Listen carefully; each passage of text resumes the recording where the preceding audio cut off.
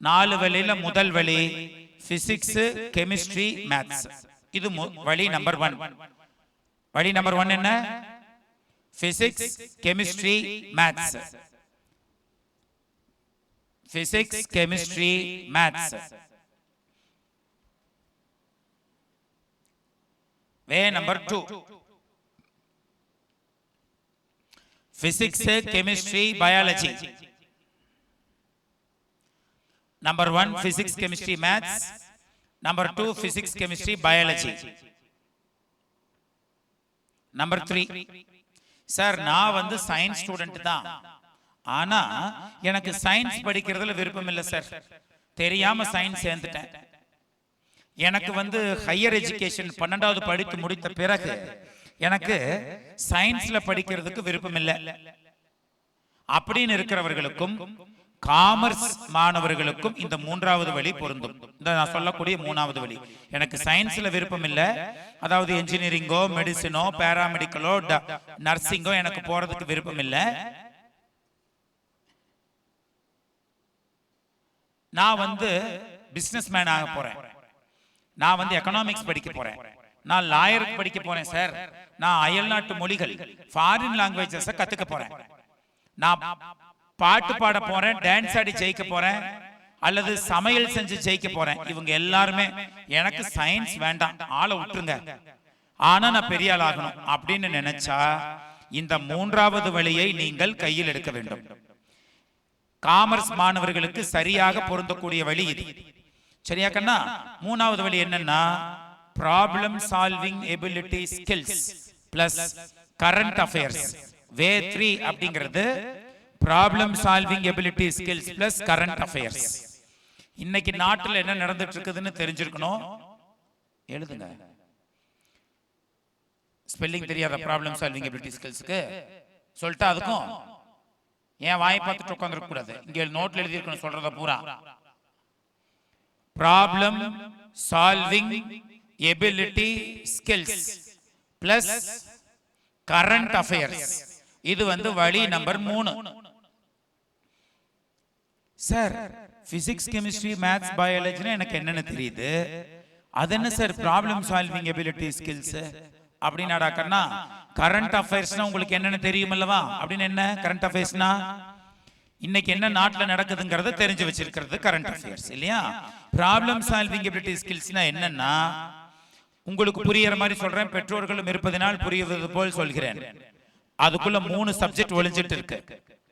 அதுக்குள்ள 3 சப்ஜெக்ட் ஒளிஞ்சிட்டு இருக்கு. மேம் 3 சப்ஜெக்ட் ஒளிஞ்சிட்டு இருக்கு. Subject number 1 quantitative ability. Quantitative ability QUAN quantitative quantitative ability. 3 சப்ஜெக்ட்ல சப்ஜெக்ட் 1 அப்படிங்கிறது குவான்டிடேட்டிவ் எபிலிட்டி. இரண்டாவது logical reasoning or critical thinking. Logical reasoning or critical thinking. மூணாவது English verbal ability. English ability. Number 1 quantitative ability. Number 2 logical reasoning or critical thinking. Number 3 என்னடா கண்ணு? English. இந்த 3க்கு சேர்ந்ததுக்கு பேரு தான் ப்ராப்ளம் சால்விங் எபிலிட்டி ஸ்கில்ஸ் என்று பெயர். சார் இதெல்லாம் எங்கேயுமே நாங்க கேள்விப்படவே இல்லையே அப்படின்னா என்ன சார் அப்படின்னாடாக்கன்னா குவான்டிடேட்டிவ் எபிலிட்டி அப்படிங்கிறது பேர் புரியாதது போல் இருக்கலாம். ஆனா அந்த குவான்டிடேட்டிவ் எபிலிட்டினா என்னன்னா 6th இருந்து நீங்க 10th வரைக்கும் படிச்ச கணக்குல இருந்து கேள்வி கேட்பாங்க. 6th to 10th maths. 6ஆம் வகுப்பிலிருந்து 10ஆம் வகுப்பு வரை நீங்கள் படித்த கணக்கிலிருந்து கேள்விகள் கேட்கப்படும். இதுதான் என்னது எழுதியாச்சா? கிளாஸ் 6 to 10 மேத்ஸ் எழுதிட்டீங்களா கோடு போட்டு? குவான்டிடேட்டிவ் எபிலிட்டினா ரெண்டாவது என்னடா கண்ணா? சரி 6th to 10th மேத்ஸ் எப்படி படிச்சீங்க? ஃபார் எக்ஸாம்பிள் சொல்றேன் பாருங்க. ப்ராஃபிட் லாஸ் படிச்சிருக்கீங்க தானே? லாபம் நட்டம் படிச்சிருக்கீங்களா? ப்ராஃபிட் லாஸ் பெர்சன்டேஜ் கண்டுபிடிக்க தெரியுமா? பெர்சன்டேஜ் கண்டுபிடிக்க தெரியுமா? ஓகே. ஆவரேஜ் கண்டுபிடிக்க தெரியுமா? ஓகே. இதெல்லாம் தான் 6th to 10th கணக்குல இருந்து கேள்வி கேட்பான். ஆனா எப்படி கேட்க மாட்டான் அப்படின்னா, செல்லிங் பிரைஸ் வந்து 200 ரூபாய், காஸ்ட் பிரைஸ் வந்து 150 ரூபாய். வாட் இஸ் த ப்ராஃபிட் ரக்கன்னு? எவ்வளோ? செல்லிங் பிரைஸ் 200 ரூபாய், காஸ்ட் பிரைஸ் 150 ரூபாய். ப்ராஃபிட் எவ்வளோ ரக்கன்னா? இப்படி கேள்வி கேட்டா 8வது கணக்கு. இதே கேள்விய தலையை சுத்தி கேட்டா, ஃபார் எக்ஸாம்பிள் கொஞ்சம் தலையை சுத்தி கேட்டா காமர்ஸ் மாணவர்களுக்கான என்ட்ரன்ஸ் எக்ஸாம் அது. இன்னும் கொஞ்சம் சேர்த்து தலையை சுத்தி கேட்டா ஐடி கம்பெனில வேலை வாங்குறதுக்கு அதுதான் ப்ராப்ளம் சால்விங் எபிலிட்டில தான் ஃபர்ஸ்ட் ரவுண்ட்ல கேள்வி கேட்பான். நீ பெரிய ஐடி கம்பெனிக்கு வேலைக்கு போனா ஃபர்ஸ்ட் ரவுண்ட் இந்த ப்ராப்ளம் சால்விங் எபிலிட்டி ஸ்கில்ஸ்ல தான் கேள்வி கேட்பான். இன்னும் கொஞ்சம் தலையை சுத்தி கேட்டா ஐஏஎஸ் யூபிஎஸ்சி எக்ஸாம் இருக்குல்ல, ஐஏஎஸ் எக்ஸாம்ல பிரிலிம்ஸ், மெயின்ஸ், இன்டர்வியூ 3 இருக்காடாக்கன்னா, இந்த 3ல பிரிலிம்ஸ்ல வந்து காலையில என்ன கேட்பான்னா, இந்தியாவை நீ கரைச்சு குடிச்சு வச்சிருக்கிறியான்னு பாப்பான் காலையில. மத்தியானம் என்ன கேட்பான்னா, இந்த ப்ராப்ளம் சால்விங் எபிலிட்டில தான் கேள்வி கேட்பான். ஆனா பாருங்களேன், மத்தியானம் வைக்கக்கூடிய ப்ராப்ளம் சால்விங் எபிலிட்டில நீங்க மினிமம் 50% மார்க் வாங்கினாதான் மார்னிங் ஜெனரல் பேப்பரே திருத்துவோம். நீ சார் நான் இந்தியாவை கரைச்சு குடிச்சு வச்சிருக்கிறேன் சார், வச்சுக்கோ. முதல்ல ப்ராப்ளம் சால்வரா நீ இல்லையான்னு சொல்றா, அவ்வளவுதான். அப்போ ஐஏஎஸ் ஆகிறதுக்கு இந்த எக்ஸாம் தான், பேங்க் எக்ஸாமுக்கு இதுதான், ஐடி கம்பெனிக்கு வேலைக்கு போறதுக்கு இதுதான், ரயில்வே சிபிக்கு போறதுனால இதுதான், ஸ்டாஃப் செலக்ஷன் கமிஷன்ல போறதுக்கு இதுதான் சிலபஸ். கூகுளுக்கு சுந்தர் பிச்சை சிஇஓ ஆகும் பொழுதும் அவரிடம் கேட்கப்பட்ட கேள்வியும் இதே ப்ராப்ளம் சால்விங் எபிலிட்டி ஸ்கில்ஸ்ல தான் கேட்பார்கள். நீங்கள் படித்த 6th to 10th மேத்ஸ் இதுதான் கேள்வி. குவான்டிடேட்டிவ் எபிலிட்டினா எப்படி கேட்பான்னா, இதே ப்ராஃபிட் லாஸ் கணக்கு எப்படி கேட்பான்னு சொல்றேன் பாருங்க. கூகுள் சுந்தர் பிச்சை கேட்ட கேள்வி எப்படின்னா, நீ காலையில 6 மணிக்கு எந்திரிச்ச, உங்க அம்மா உங்க கையில 100 ரூபாயை கொடுத்து உங்க வீட்டுல இருந்து 845 மீட்டர் தள்ளி இருக்கக்கூடிய ஒரு கடையில போய் ஒரு பொருளை வாங்கிட்டு வர சொன்னாங்க. நீங்க 147 மீட்டர் போனதுக்கு அப்புறம் உங்களுக்கு தெரிஞ்ச 4 பேர் உங்ககிட்ட 8 நிமிஷம் பேசிட்டு இருந்தான். மறுபடியும் ஒரு 217 மீட்டர் தாண்டின பிறகு உங்களுக்கு தெரிஞ்ச 4 ரிலேட்டிவ்ஸ் உங்ககிட்ட 2 நிமிஷம் பேசிட்டு இருந்தாங்க. ரோட்டை கிராஸ் பண்ணலான்னு பார்த்தா அங்கிருந்து ஒரு லாரி 40 கிலோமீட்டர் ஸ்பீட்ல உங்களை நோக்கி வந்துச்சு.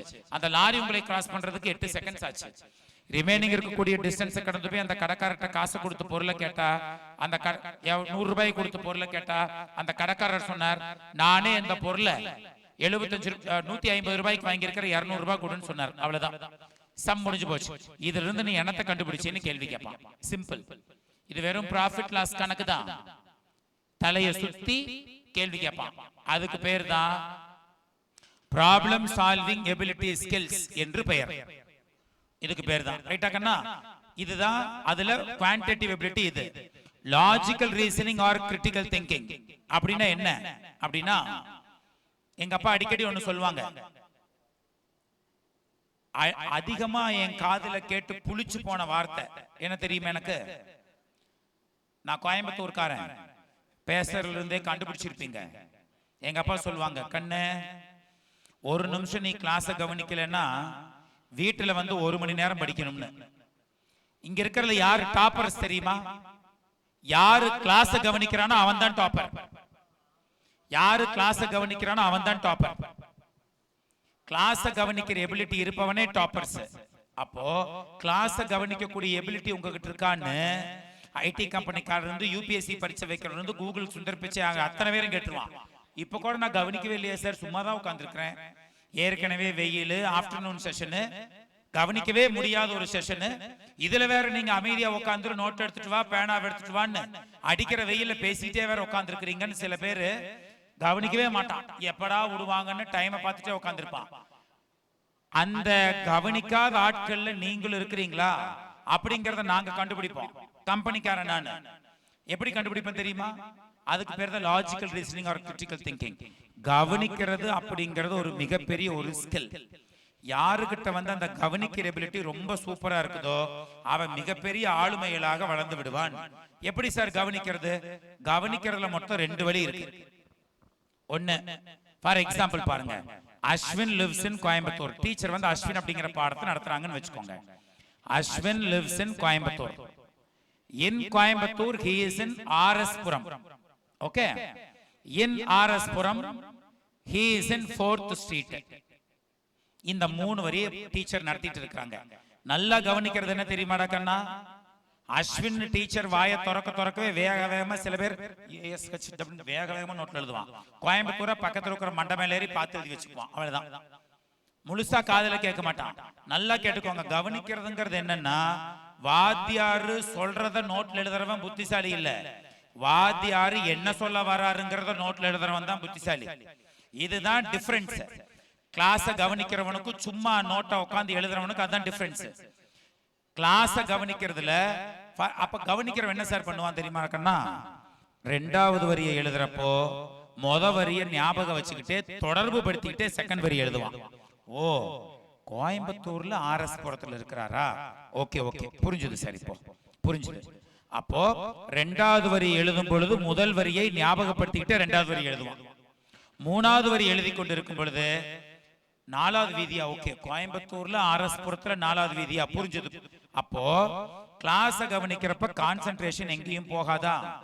பக்கத்துல இருக்கிறவங்க கிட்ட அவன் பேச மாட்டான் ஜெனரலா. என்ன பேச முடியாதுன்னா, மனசுக்குள்ள நினைச்சிட்டு இருக்கிறப்ப பக்கத்துல இருக்கிறவங்க பேச அமைதியாடுறான்னு எழுதுவான்.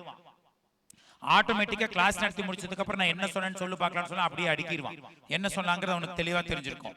இது எதுக்கு சார் கம்பெனிக்கார கண்டுபிடிக்கிறான்னா, ஒரு புது டெக்னாலஜி வருது, நான் உங்களுக்கு பாடம் நடத்துறேன். அந்த புது டெக்னாலஜிய அடாப்ட் பண்ணக்கூடிய அந்த புத்திசாலித்தனம் உங்ககிட்ட இருக்குதா? நடத்துனா கவனிப்பியா? கான்சென்ட்ரேஷன் இருக்குதான்னு கண்டுபிடிச்சிருவோம். எப்படி சார் இப்ப கூட நான் கவனிக்காம தான் இருக்கிறேன் இவ்வளவு சொல்லியும், எப்படி சார் கண்டுபிடிப்பீங்க சொல்லுங்க பார்க்கலாம் அப்படின்னா, எப்படி கண்டுபிடிப்போம்னா, எங்க அப்பாவுடைய எங்க அம்மாவுடைய அப்பாவை நான் தாத்தான்னு கூப்பிட்டா. ஃபர்ஸ்ட் வரி நடத்தியாச்சு, டீச்சர் நடத்திட்டார். எங்க அம்மாவுடைய அப்பாவை நான் தாத்தான்னு கூப்பிட்டா, என் தாத்தா என் பெரியம்மா பொண்ணுடைய தங்கச்சியோடைய அண்ணன் பையனுடைய தாத்தாவுடைய குழந்தையுடைய பெரியம்மா பேரனுடைய குழந்தையோடைய அத்தைய எப்படி கூப்பிடுவாருன்னு கேள்வி கேட்பான். சார் புத்தகத்துல இல்லையே சார். இருக்காது. உன் மைண்ட் எவ்வளவு குயிக்கா வேலை செய்யுது, எவ்வளவு கரெக்டா வேலை செய்யுது. ஒரு ப்ராப்ளத்தை கொடுத்தா மண்டைய போட்டு உடைச்சு ஆன்சர் பண்ணக்கூடிய ஸ்கில் உங்ககிட்ட இருக்குதா இல்லையான்னு அவன் கண்டுபிடிப்பான். சார் நான் ஜாலி பர்சனாலிட்டி சார், அதுக்கெல்லாம் வேலை கொடுக்க மாட்டோம். கழுத்து பிடிச்சி வெளியே முடிக்கிட்டு இடத்த காலி பண்றான், அவ்வளவுதான். ஸ்கில் இருக்குதா? வா, தட்ஸ் இட். அப்போ இப்படி கேள்வி கேட்டு உங்களிடம் இருக்கக்கூடிய கான்சென்ட்ரேஷனை செக் பண்ணிடுவான். மூணாவது என்னடா கண்ணா சொல்லியிருக்கிறேன், ப்ராப்ளம் சால்விங். எப்படி? மூணாவது என்ன? இங்கிலீஷ். சார் நான் கவர்மெண்ட் ஸ்கூல்ல படிக்கிறேன் சார். படிச்சுக்கோ. சார் நான் நானும் கவர்மெண்ட் எய்டட் ஸ்கூல்ல தான் படிச்சேன் 12th வரைக்கும். படிச்சுக்கோ. சார் நான் மெட்ரிகுலேஷன் படிச்சுக்கோ. சார் நாங்கெல்லாம் இங்கிலீஷ் மீடியம். படிச்சுக்கோ, இங்கிலீஷ்ல பேசு. சார் எழுதுவேன் சார், பேசுறதுக்கு அவ்வளவா வராது சார். அவ்வளவா உனக்கு நான் வேலை கொடுக்க முடியாதுப்பா, வெளியே போறேன். அவ்வளவுதான். இங்கிலீஷ்ல பேசணும். That's it. நான் கவர்மெண்ட் எய்டட் ஸ்கூல்ல படிச்சேன்னா, நான் சொன்னேன்ல எங்க வீட்டுல ரொம்ப கஷ்டம், எங்க அம்மா 9th படிக்கிறப்ப இறந்துட்டாங்கன்னு. எங்க அம்மா கொண்டு போய் குழியில போட்டாங்க. குட்டி பையன் நானு அழுகுறேன், அம்மா அம்மான்னு. என் சொந்தக்காரெல்லாம் சொன்னான், அழுவ கூடாது அஸ்வினு, நாங்கெல்லாம் இருக்கிறோம்ல. என்ன ஒருத்தங்க கூட எங்க வீட்டுல அடுப்பத்து வச்சது கிடையாது. சும்மா சொல்லுவான், போற போக்குல சொல்லுவான், சும்மா நடிப்புக்கு. ஒருத்தரும் வரமாட்டான். உங்க அப்பா அம்மா இல்லைன்னா ஆட்டம் காலி ஆயிரும். அதனால அடுத்தவன் என் ஃப்ரெண்ட்ஸ் எல்லாம் சொன்னானுங்க, டே அம்மா இறந்துட்டாங்களாடா, சாப்பாடு நாங்களே கொண்டு வந்து கொடுக்க. 4 நாள் கொண்டுட்டு வந்து கொஞ்சம் பிரிச்சு கொடுத்தானுங்க. 5வது நாள் ஒருத்தன் கட்டாயம் அந்த பக்கம் போனா. 6வது நாள் ஒருத்தன் சொன்ன, உங்க அப்பா சமைச்சு கொடுக்க மாட்டாரான்னு கேட்டான். அவ்வளவுதான் ஃப்ரெண்டு. நல்லா கேட்டுக்கோங்க, ஃப்ரெண்டாவது 1வது சொந்தக்காரன் ஒரு நாய் இருக்க மாட்டா உங்ககிட்ட பணம் இல்லைன்னா. பணம் சம்பாதிக்கிற வயசுல படிச்சுக்கிட்டீங்கன்னா பணம் சம்பாதிக்கலாம். படிக்க வேண்டிய வயசுல என்ஜாய் பண்ணிட்டு உட்கார்ந்து இருந்தீங்கன்னா அந்த படிப்பு உனக்கு சம்பாத்தியத்தை கொடுக்காது. நீ 0 ஆகிறது யாருனாலையும் தடுக்க முடியாது. அதனால சரியான நேரத்தில் படிப்பது அப்படிங்கிறது very very very important for your life. சரி சார், நான் விடிய உட்காந்து படிச்சுட்டே இருப்பேனா? சில பேர் சில விஷயத்தை மனசுல வச்சுக்கிட்டு படிச்சுக்கிட்டு இருப்பான், சில விஷயத்தை மனசுல வச்சுக்கிட்டே படிப்பான். என்ன சார், இப்ப நான் இப்படி நடக்கனா படிச்சுட்டே இருப்பேன், கண்ணெறியுமா, தலை வலிக்கும். எங்க அப்பாவை பார்ப்பேன், எங்க அப்பா கிழிஞ்சு போன பனியனை போட்டுக்கிட்டு பாவமா உட்காந்துக்கிட்டே பெட்ல தூங்குவாங்க. அப்பா படுத்து தூங்குங்கப்பா, இல்ல கண்ணு நீ தனியா இருப்பியா பொக்குன்னு, நீ படிச்சு முடி, 2 பேரும் ஒன்னா படிக்கலான்ட்டுருவாங்க. எங்க அப்பா பாக்குறதுக்கு பாவமா இருக்குமா, மறுபடியும் புத்தகத்தை திறந்து வச்சு படிக்க ஆரம்பிச்சிருவேன். ஏன்னா ஒழுக்கமா படிக்கலன்னா ஒழுகிற வீடுதான், சாகர வரைக்கும் ஓட்ட வீடுதான், வாடகை வீடுதான். எங்க அப்பாவுக்கு கிழிஞ்சு போன செருப்பு தான் கூலி வேலை தான். எங்க அப்பா அடிக்கடி ஒரு விஷயத்த சொல்றதுன்றத கடைசியா சொல்றேன். ஏன்னா கடைசி வரைக்கும் கவனிச்சுக்கிட்டே இருக்கிறவனுக்கு தானே எல்லா வாய்ப்புமே. அப்போ எனக்கு இங்கிலீஷ் வேணும். ஏன் சார் இந்த இடத்துல சொன்னேன், நான் வந்து என்ஐடில படிச்சாலு விடி உட்காந்து படிச்சு இந்தியாவில் இருக்கக்கூடிய top national institutes IIT NIT தெரியும்ல, அதுல என்ஐடில போய் நான் சீட்டு வாங்கி படிச்சால் நான் வீட்டுல சோத்துக்கே இருக்காது. ரேஷனரிசி ஊற வச்சு கொடுப்பாங்க. எங்க அப்பா 12th படிக்கிறப்போ படிக்கணும்னு நினைக்கிறவன் குப்பை தொட்டிக்கிட்ட உட்காந்து இருந்தாலும் மூக்க பொத்திக்கிட்டு படிப்பான். படிக்க வேண்டாம்னு நினைக்கிறவன் ஸ்கூல் சரியில்லை, பிசிக்ஸ் வாத்தியார் பாடம் நடத்தல, எனக்கு அங்க போல இங்க எல்லாம் ரீசன் சொல்லிட்டு உட்காந்துருப்பான். ஜெயிக்கிறவன் ஜெனரலா ரீசன் சொல்ல மாட்டான், படிப்பான், அவ்வளவுதான். என்ஐடிக்கு போயிட்டேன்னா 4வது வருஷம் படிச்சுட்டா கண்ணு 48 பேர் ஒரு பெரிய இன்டர்வியூ அட்டன் பண்ணோம். 5 பேர் செலக்ட் ஆன லாஸ்ட் ரவுண்டுக்கு. ஃபர்ஸ்ட் ஒருத்தன் போயிட்டு வந்தான். என்னடா சொன்னான்னு கேட்டேன். டே என்ன படிச்சு இங்கிலீஷ்ல 1/4 மணி நேரம் பேசணும்னு சொல்லிட்டான்டா. பேசினியாடா? பயந்துக்கிட்டேன். 2வது ஆள்கிட்ட கேட்டேன், அதே தான் சொன்னேன். நான் சிவில் இன்ஜினியர் உட்காந்து வேகமா நான் என்விரான்மெண்டல் சயின்ஸ்னு ஒரு புக் இருக்கு, அதை எடுத்து கொஞ்சம் ஞாபகப்படுத்திக்கிட்டேன் பேசுறதுக்கு. உள்ளுக்குள்ள போய் உட்காந்து நான் எப்படியாச்சும் பிளேஸ் ஆகணுமே. எங்க அப்பா வேற ஒழுகிற வீட்டுல உட்காந்துட்டு இருக்காங்க. எனக்கு தான் அங்க ராஜ வாழ்க்கை என்ஐடில தனி ரூமு, கட்டிலு, மெத்த, கபோர்டு, வேணா ஏசி வாங்கி மாட்டிக்கலாம், குட்டி ஃப்ரிட்ஜ், 4 ரூமுக்கு ஒரு வாஷிங் மிஷின், குலோப் ஜாமுன் நான் குலோப் ஜாமுன் ரேஷனரிசி சாப்பிட்டு எனக்கு வாழ்க்கை பாருங்க. குலோப் ஜாமுன் நான் குலோப் ஜாமுன், ஆப்பிள், ரொட்டி நான் ரொட்டி, சாம்பார் சாப்பாடு நான் சாம்பார் சாப்பாடு. டெய்லி நைட்டு 7:30க்கு படம் ஓட்டுவான் ஆடிட்டோரியம்ல. என்டர்டைன்மெண்டா இருக்கணுமா நீங்க? நான் என்டர்டைன்மெண்ட் டியூபை பார்த்து வந்த ஆளு. ஜாலியா இருக்கணுமாடா கண்ணா? ஜாலி பவர் 4 பார்த்தால் நான் ஐஐடி என்ஐடிக்குள்ள போய் பார்த்துருக்கீங்களா? அது ஜாலி ஸ்கொயர். அது அந்த இடத்தையும் பார்த்துட்டு இந்த இடத்துல வந்து சுறுசுறுன்னு பேசுறேன். ஏன் தெரியுமா? இந்த நேரத்துல படிக்காம விட்டுட்டீங்கன்னா, ஏமாந்துட்டீங்கன்னா உங்க ஆட்டம் காலி ஆகிறது யாருனாலும் தடுக்க முடியாது. No one can stop you. அவ்வளவுதான். சார் எங்க அப்பா 10 ரூபாய் வச்சிருக்காங்க, உங்க அப்பா 10 ரூபாய் வச்சிருக்கான்னு வைங்கன்னு 11 ரூபாயா மாத்தினாதான் நீ பிறந்ததுக்கே அடையாளம். 10 ரூபாய் வச்சிருக்காரு சார், நான் ஒழுக்கமா இருக்க மாட்டேன், ஒழுக்கமா படிக்க மாட்டேன். அந்த 10 ரூபாயை அழிச்சுறதுக்கு, கீழே பிடிச்சி சொல்றதுக்கு நீ எதுக்கு பிறக்கணும்? உங்க குடும்பத்தை கீழே தள்ளுறதுக்கு நீ எதுக்கு சார் பிறக்கணும்? அதுக்கு நம்ம பிறக்காமே இருந்திருக்கலாம். பையன்னு பிறந்து பொண்ணுன்னு பிறந்து கரியர் கைடன்ஸ் ப்ரோக்ராமுக்கு 4 பேர் நோட் எடுத்துட்டு வந்திருக்கிறான். அதை பாக்குறப்ப மண்டைக்கு என்ன ஏறணும்? ஒருவேளை அவன் எழுதி நோட்ல எழுதி ஜெயிச்சிருவானோ, நாம ஒண்ணுமே கொண்டுட்டு வராம வந்திருக்கிறோமே அப்படிங்கிற எண்ணம் அடிமனசுல இருந்து வரணும். அந்த சொரணையும் உரைக்கிறது உங்ககிட்ட இல்லைன்னா எப்படி ஜெயிப்ப? என் நோட் எடுத்துட்டு வாடா வேகமா போயினா ஒருத்தன் அப்படியே காலை உரைச்சுக்கிட்டு அப்படியே மெதுவா ஆடி அசைஞ்சு போய் அப்படியே எடுத்துட்டு வர்றான் சார். அவன் நீ எல்லாம் பிரச்சனை இல்ல, உன்னை பெத்த அப்பா அம்மா தான் பாவம். நீ என்ன பாவம்? நாளைக்கு உன்னோட குழந்தை அதே மாதிரி உனக்கு பண்ணும்ல, அன்னைக்கு தான் உனக்கு உரைக்கும், இன்னைக்கு உரைக்காது. உன்னை பெத்த அப்பா அம்மா தான் கண்ணு கஷ்டம். ஒரு ரெஸ்பான்சிபிலிட்டி. பிக்னிக் ஸ்பாட்டுக்கு வந்த என்ன படிக்க கொட்டெழுத்து எழுதி இருக்குது அங்க கரியர் கைடன்ஸ், அப்புறம் வெறுங்கை வீசிட்டு வர்றது என்ன? சினிமா பாட்டுக்கு டான்ஸ் ஆட போறீங்க விசில் அடிக்கிறதுக்கு. கையில வர்றப்ப யாரு உள்ள வந்தாலும், இன்டர்வியூக்கு வந்தாலும் அல்லது எந்த சீஃப் கெஸ்ட் வந்தாலும் நோட்டு பேனா இல்லாம வரக்கூடாது. இதான் கடைசி. நோட்டு பேனா இல்லாம என்னைக்கு வரக்கூடாது. ஏதோ ஒரு வார்த்தை உங்கள் வாழ்க்கையை மாற்றும். அதனால சரி உள்ள போய் உட்காந்துனா யோசிக்கிறேன், எப்படா பிளேஸ் ஆகுறது? வீட்டுல வேற கஷ்டம்னு.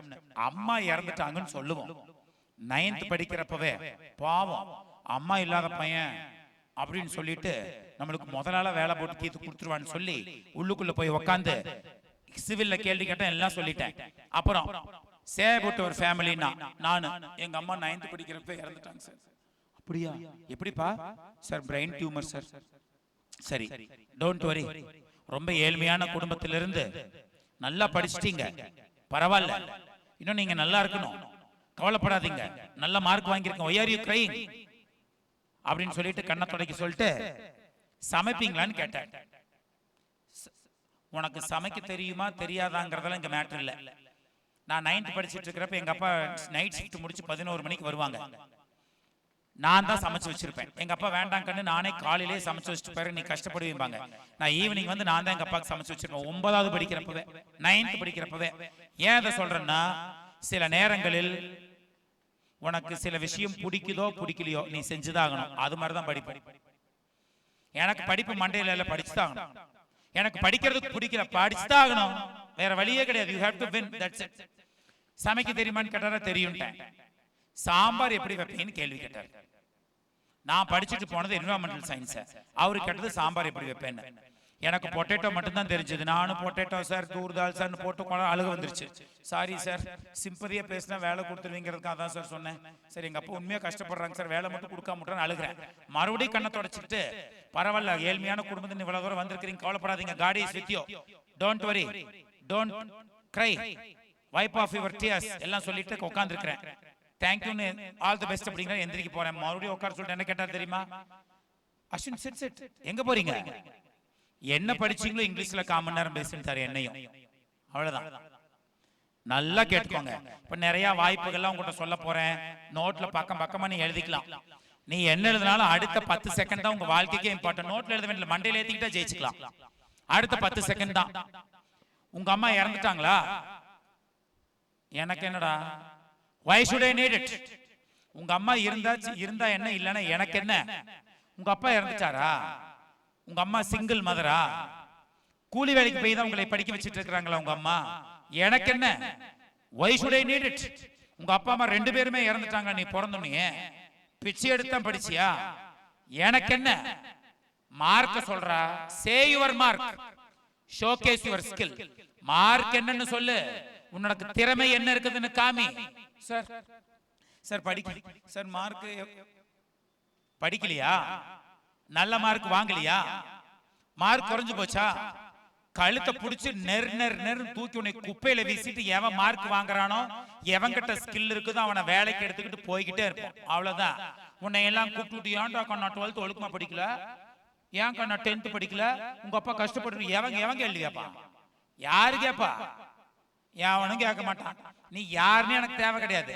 நான் அஸ்வின் கிடையாது, சொசைட்டில ஒரு ஆள், சமூகத்துல ஒரு ஆள். நான் ஒரு பெரிய கம்பெனி வச்சிருக்கேன்னு வைங்க, நான் இப்படிதான் எடுத்துப்பேன். இதுதான் ரியாலிட்டி, தட்ஸ் இட். நல்லா கேட்டுக்கோங்க.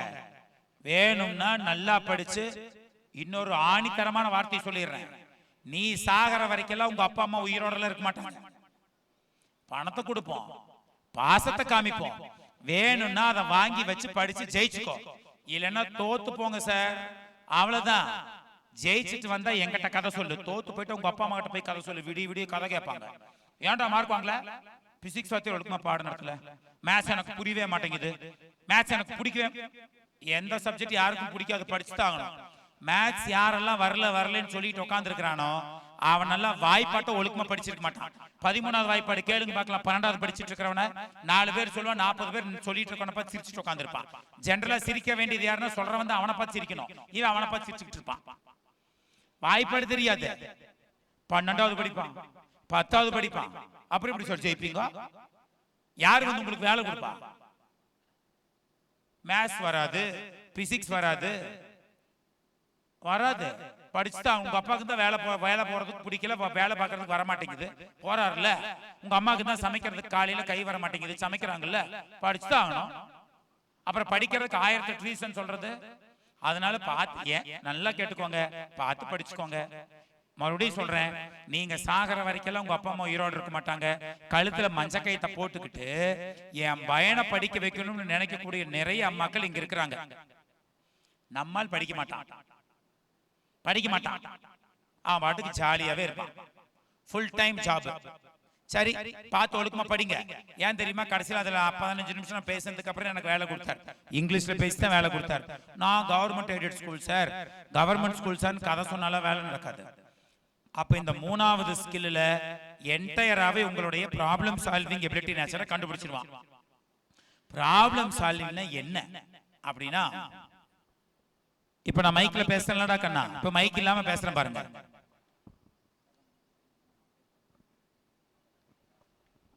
இப்ப அதே சவுண்ட்ல தான் பேசினேன். காது கேட்டுச்சா? கேட்கல. ஒருத்த யோசிச்சான், எப்படி இவர் பேசினா 1000 பேர் உட்கார்ந்து இருந்தாலும் கேட்க வைக்கிறதுன்னு ஒருத்த யோசிச்சான். ஆனா இந்த 2 லைட் நிறுத்துங்க, போக்கஸ் லைட் நிறுத்துங்க. ஒருத்த யோசிச்சான், மைக்க கண்டுபிடிச்சான், பல கோடியை சம்பாதிச்சான். இந்த ப்ராப்ளத்துக்கு அவன் சொல்யூஷன் கொடுத்தான், பல கோடியை சம்பாதிச்சான். நான் உங்களுக்கு இந்தியாவில் இருக்கக்கூடிய டாப் மோஸ்ட் காலேஜஸ் எல்லாம் என்னன்னு தெரியாது, அதை சொல்றதுக்கு நான் வந்திருக்கிறேன். என்னுடைய ப்ராப்ளம் என்னன்னா, எங்கிட்ட இருக்கக்கூடிய ப்ராப்ளம் சால்விங் நேச்சர் என்னன்னா, உங்களுக்கு வந்து இந்தியாவில் இருக்கக்கூடிய வாய்ப்புகள் உங்களுக்கு தெரியாதுங்கிறது என்னுடைய ப்ராப்ளம் நேச்சர். அதை நான் உங்களுக்கு சொல்ல போறேன். நான் கொடுக்குற சொல்யூஷன் நான் சம்பாதிப்பேன், அவ்வளவுதான். இங்க இருக்கக்கூடிய எல்லாருமே ப்ராப்ளம் சால்வர்ஸ் தான். எவ்வளவு குயிக்கா நீ சால்வ் பண்றேங்கிறது முக்கியம். சரி, இப்ப நான் என்ன சார் பண்ணணும்? போய் வாய்ப்பாடு படிக்கணும். அதுவும் 9th 10th படிக்கிற ஆட்கள் எல்லாமே முதல்ல 1:1 இருந்து 20:20 வரைக்கும் வாய்ப்பாட்டை மனப்பாடம் பண்ண வைக்கணும். அது வெரி இம்பார்ட்டன்ட். வாய்ப்பாடு படிச்சா லைஃப் செட்டில் ஆயின்னு எங்க அப்பா சொல்லுவாங்க. வாய்ப்பாட்டை படிச்சா ஜெயிச்சுக்கலாம், ரைட்? அப்ப 3வது வழி முடிஞ்சுதான். 4வது வழி, மொத்தம் 3 வழி சொல்லியிருக்கிறேன். 4வது வழி, சார் நான் அளவாதான் படிப்பேன், ஆனா எனக்கு படம் வரைகிற எபிலிட்டி இருக்கு. அருமையா படம் வரைவேன் சார், சூப்பரா படம் வரைவேன். எனக்கு மீறி யாரும் படம் வரைய முடியாது, அல்லது ஓரளவுக்கு ஆவரேஜா வரைவேன். நான் சூப்பரா படம் வரைவேன் சார். படம் வரைய தெரிந்தால் பல கோடிகளை சம்பாதிக்கலாம். யாருக்கெல்லாம் நான் டிராயிங் வரைய தெரியும்? நல்லா கை தூக்குங்க. டிராயிங் நல்லா கை. இதுக்கும் அடுத்தவனை பார்த்து தூக்குவியா? நீ படம் வரைஞ்சா நீ தூக்கு, அடுத்தவன் தூக்குனா தூக்கணும், உனக்கு என்ன? தூக்கைய நல்லா படம் வரைவீனா? கை கீழே போடுங்க. படத்தை வரைஞ்சா ஜெயிக்கலாம். ஐஐடிஸ்க்கு, இந்தியன் இன்ஸ்டிடியூட் ஆஃப் டெக்னாலஜிக்கு படிச்சுதான் சீட்டு வாங்கணும்னு இல்ல, படிச்சுதான் ஐஐடிக்கு போகணும்னு இல்ல. படத்தை வரைஞ்சா ஐஐடிக்கு போயிடலாம். படத்தை மட்டும்தான் வரைய சொல்லுவான். நீ 12th பாஸ் மார்க் வாங்கி இருந்தா போதும். டிராயிங் வர உள்ளவா, அப்ப படத்தை வரைஞ்சு ஜெயிக்கலாம்.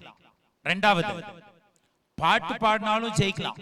பாட்டு பாடுறதுன்னா மூஞ்சிக்கு மேக்கப் போட்டுக்கிட்டு பாத்துருக்கீங்களா? அந்த யூடியூப்ல, இன்ஸ்டாகிராம் ரீல்ஸ்ல மூஞ்சிக்கு மேக்கப் போட்டுட்டு எவனோ பாடின பாட்டு பாடிட்டு உட்காந்துருப்பான். அந்த பாட்டு இல்ல, உங்களுக்கே பாட தெரிஞ்சுன்னா ஜெயிச்சுக்கலாம். 3வது, டான்ஸ் ஆடுறது.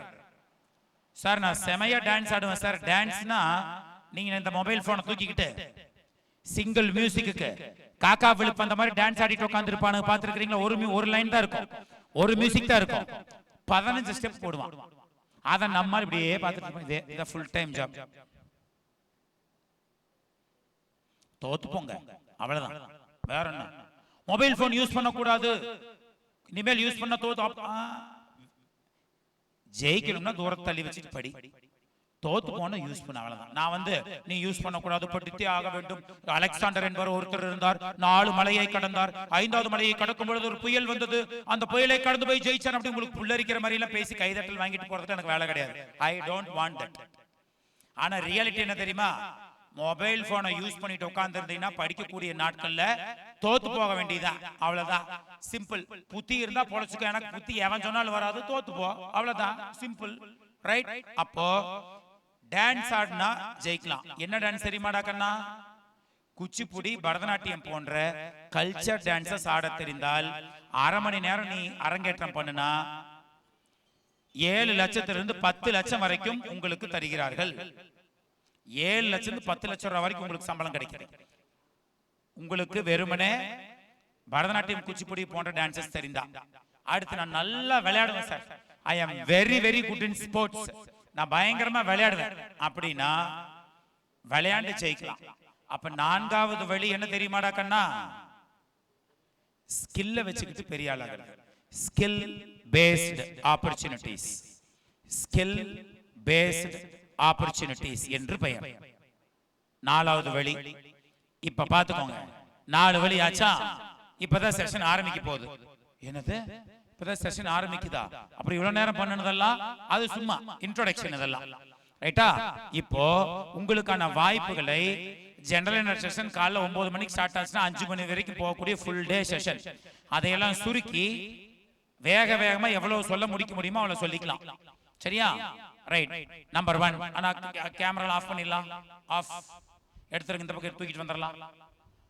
நன்றாக படித்துக் கொள்ளுங்கள், உண்மையாக படித்துக் கொள்ளுங்கள், பெற்றவர்களை நேசியுங்கள், அவர்களது ஆசீர்வாதம் இருந்தால் நீங்கள் ஜெயிக்கலாம். புத்தகங்களையும் பெற்றவங்களையும் உயிருக்கு மேல் வைத்து நேசியுங்கள், உங்கள் வாழ்க்கை சிறக்கும். இங்க பாருங்க, பின் டிராப் சைலண்டா 2.5 மணி நேரமாச்சா பேச ஆரம்பிச்சு நானு கப்பு சுப்புன்னு இருக்கிறீங்களா? இந்த இடத்தில் ஏதோ ஒரு கடவுளுடைய ஆசீர்வாதம் நிரம்ப இருக்கிறதாகத்தான் நான் நினைக்கிறேன். அந்த எல்லாம் அல்ல அந்த இறைவன் இந்த பள்ளியையும் உங்களையும் உங்கள் குடும்பத்தையும் இன்னும் மென்மேலும் மென்மேலும் உயர்த்தட்டும், உயர்த்த வேண்டும், உயர்த்தும் என்று கூறி பெற்றவர்களையும் புத்தகங்களையும் உயிருக்கு மேல் வைத்து நேசியுங்கள், நீங்கள் ஜெயிக்க முடியும் என்று கூறி விடைபெறுகிறேன். Thank you very much for the opportunity. கடைபிடிச்சா கண்டிப்பா நம்ம வாழ்க்கையில வெல்லுவோம். மிகப்பெரிய ஒரு கைத்தறி தந்து அவருக்கு நன்றி கூறி மகிழ்ச்சியை தெரிவிக்குமாறு கேட்டுக்கொள்கிறேன். கொங்கு தமிழில் கோர்வையாய் வழிமுறைகள் இன்றைய உண்மை நிலவரத்தை உறக்க சொன்னதும் கல்விக்கான முக்கியத்துவத்தை மட்டுமல்ல, வாழ்விலுக்கான நெறிமுறைகளை கூறி அனைவருக்குமான நெற்றிக்கண்ணை திறந்து தந்தையையும் தாயையும் எடுத்துக்காட்டுக்காக கூறாமல் தன் ஏற்றத்துக்காக எடுத்துக்காட்டு கூறி இரக்கத்திற்கு வேலை இல்லை, அறிவுக்கு மட்டுமே வேலை, தோழமையும் தோல் கொடுக்காது, உறவும் உடன் நிற்காது, உன் கல்வி மட்டுமே உன்னை உயர்த்தி நிற்கும் என பசுமரத்தாணி போல நம் மனதில் பதித்த திரு அஸ்வின் அவர்களுக்கு அனைவரும் எழுந்து நின்று கைத்தட்டல் தருமாறு மிக தாழ்மையுடன் கேட்டுக்கொள்கிறேன்.